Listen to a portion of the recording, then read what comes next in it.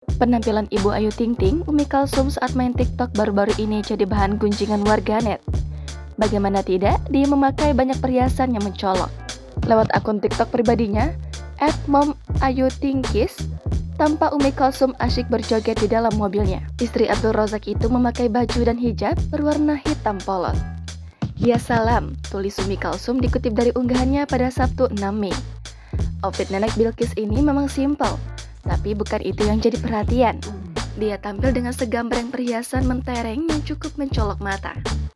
Selain kalung dengan bandul besar, Umi Kalsum juga memakai anting-anting emas yang terlihat jelas, mengingat hijabnya model turban.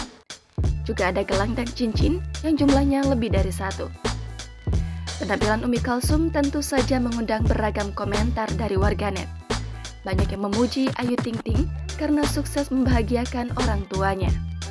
Namun, tidak sedikit yang mencibir penampilannya bak toko emas berjalan. Ini bukan pertama kalinya Ibu Ayu Ting Ting dicibir karena penampilannya dengan segambreng emas. Namun, Umi Kalsum tampak cuek-cuek saja.